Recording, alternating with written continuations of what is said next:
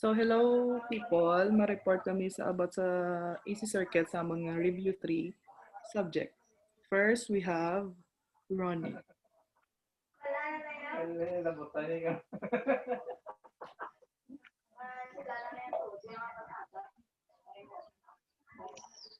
For the problem number 4, the connection of two impedance Z1 is equals to 15 plus J20 ohms and Z2 is equals to 5 minus JXC ohms is parallel.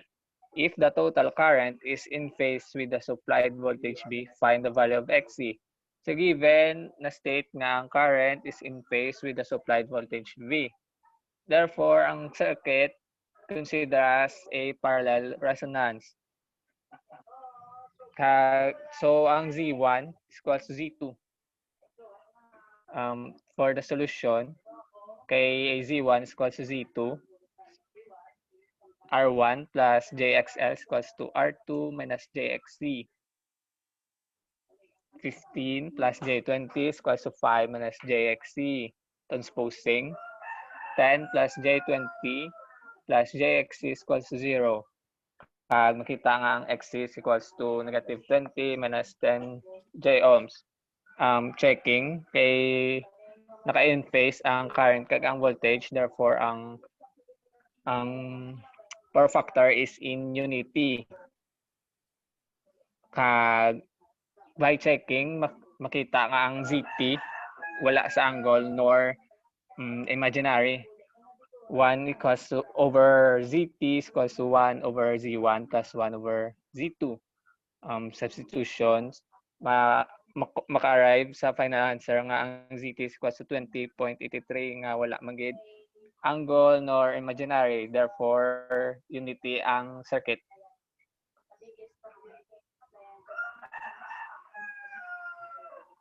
Okay. So next problem is Goldrapa.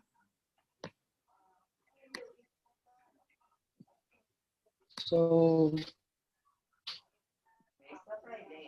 next question is, our problem is determine the ratio of the line current drawn by three identical impedances connected in Y to the line current drawn in the same impedance connected in delta. Note that both connections are being impressed with the same balanced three-phase voltages. So at Y connected impedances, sa na-prove na sa book nga I line equals I phase, tapos V phase is equal to V line over square root of 3. So I line equals V phase over Z, or I line equals V line over square root of 3 all over Z. Therefore, I line equals V line over square root of 3 Z. And sa delta connected impedances, I phase is equal to I line square root of 3. Tapos, ang V line equals V phase. So, I phase equals V line over Z. I line over square root of 3 is equal to V line over Z. Therefore, I line equals square root of 3 V line over Z. So, may ara na ta I line sang Y connected impedances kag delta connected impedances. So, the ratio of I line in Y connected impedances to I line delta connected impedances is 1 over V line over square root of 3 Z is to V line square root of 3 V line over Z. Cancel out the V line over Z. Ang bilin is 1 over square root of 3 is to square root of 3. Multiply both sides by square root of 3. Therefore, the ratio is 1:3. So for the next problem, for problem number 5, a three-phase motor is rated 50 horsepower, 440 volts, and 85% power factor. What is the rated current?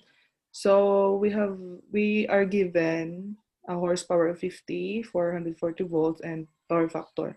So para mag-i-anggot ang ato nga power factor ay R cosine to sa. Bali, R cosine 0.85 is 31.79 degree. So sa three-phase, magkuha ka sang power sa three-phase, ang formula sina is square root of 3 EI cosine theta. Bali, i-transpose na lang para makatang I. Bali, ang aton nga formula for I is power over square root of 3 voltage times cosine theta. So, 50 horsepower, ang magsuma ka sang, magsuma sang power, pero di ba ang power is watts ginang iya nga unit. So, bali 50 times 746 watts because sa 1 horsepower is equal to 746 watts all over square root of 3 times 440 times cosine 31.79. So, bali ang aton nga current, ang rated current sa amo nga problem is 57.58 ampere.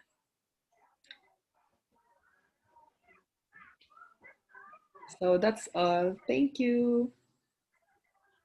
Thank you. Thanks. Thank you. Thank you. Thank you.